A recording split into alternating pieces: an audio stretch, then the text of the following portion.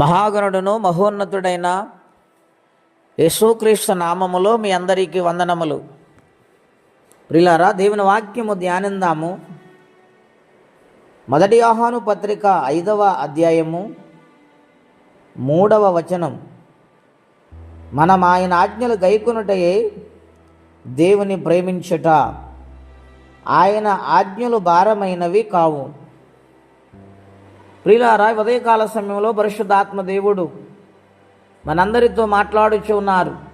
దేవుని మనం ఎలా ప్రేమిస్తున్నాం, ఆయనను ఎలా గౌరవిస్తున్నాం, ఆయన సన్నిధులు ఎలా లోబడి జీవిస్తున్నాం అని వ్రాస్తూ ఉన్నారు. ప్రేమించడం అంటే అర్థం ఏమిటండి? ఇష్టపడటం, ఇష్టముతో ఆరాధించటం. ఇష్టముతో ఉన్నవారే ప్రతి పని చేయగలుగుతారు. ఇష్టం లేని వారు ఏం చేస్తారండి? దేవుని సన్నిధానములో ఉన్న ప్రతి ఒక్కరు కూడా మేము దేవుని ప్రేమిస్తున్నాము, ఎందుకు ఈ కార్యాలు మా జీవితంలో జరుగుతలేదనుకుంటారండి. సమస్యలు ఎక్కువైపోతున్నాయి, మనసుకు నెమ్మది లేదు, అశాంతి ఏలుబడి చేస్తుంది. మేము దేవుని ప్రేమించటం లేదా, దేవుని గౌరవించటం లేదా అని ఆలోచిస్తూ ఉంటారు. మరి ప్రేమిస్తున్నా, గౌరవిస్తున్నా వారికి కార్యాలు ఎందుకు జరగటం లేదంటే ఏదో లోటు అనేది ఉన్నది. ఆయనకు మనకు మధ్య ఇంకా ఏదో అడ్డుగోడ ఉన్నది కనుక దేవుని యొక్క సన్నిధిలో ప్రేమిస్తున్నాం అనుకుంటున్నాం, కానీ సంపూర్ణమైన ప్రేమ అనుభవించలేకపోతూ ఉన్నాం. ఆయన సంపూర్ణమైన ప్రేమ మన మీద కుమ్మరించారు. మరి మనం ఎందుకు ప్రేమించలేకపోతున్నామంటే ఈ లోకం అడ్డొస్తుంది, ఈ లోక ఆకర్షణ అడ్డు వస్తూ ఉంది, ఈ లోకములున్న కార్యాలు అడ్డు వస్తూ ఉన్నాయి, ఈ లోక తలంపులు అడ్డు వస్తూ ఉన్నాయి. చూడండి ప్రియులారా, మార్కు సువార్త 10వ అధ్యాయము 22వ వచనం. అతడు మిగులు ఆస్తి గలవాడు గనుక ఆ మాటకు ముఖము చిన్నబుచ్చుకొని దుఃఖపడుచు వెళ్ళిపోయాను. ఇక్కడ ఒక యవనస్తుడు కనబడుతున్నాడు. యేసుప్రభువారి దగ్గరికి పరుగున వచ్చాడు. ఆయన అంటున్నాడు, నిత్యజీవము వారసులగుటకు నేను ఏం చేయాలని అడిగాడు.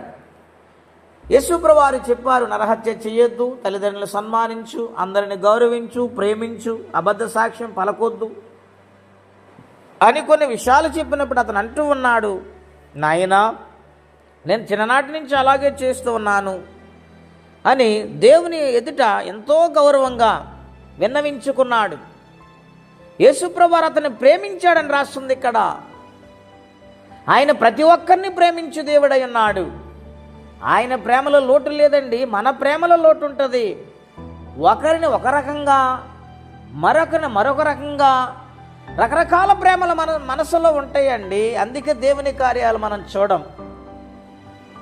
దేవుని కార్యాలు చూడండి, యథార్థమైన ప్రేమతో మనము ప్రేమించేవారమై ఉండాలి.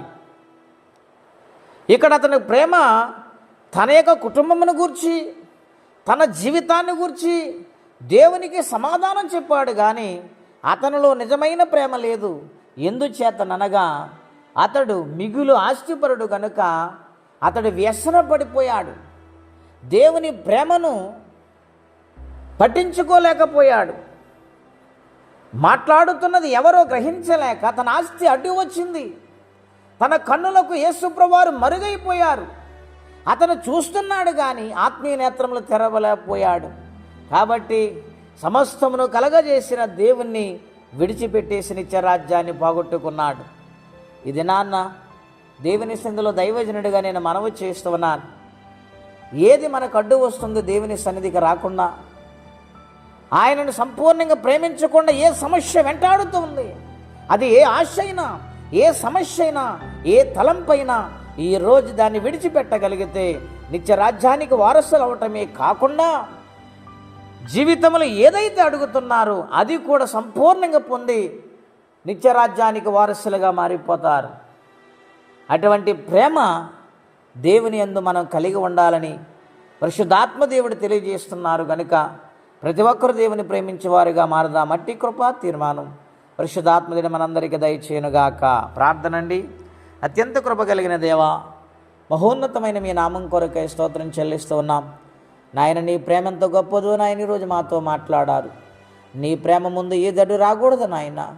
అటువంటి నిజమైన ప్రేమతో నిన్ను ప్రేమించు వారిగా మేముండులాగున్నా మీ ఆత్మ సహాయం మాకు దయచేయండి. మాకు మేము ఉండలేము నాయన, మీరే సహాయం చేయండి. ఎవరి కష్టములు, బాధలు, ఇబ్బందులు ఉన్నారు వారికి నీ సహాయం పంపించమని యేసుక్రీస్తు వారి పుణ్యనామములో ప్రార్థించడి పుణ్యనాము తండ్రి. ఆమేన్. దేవుడు దీవించును గాక.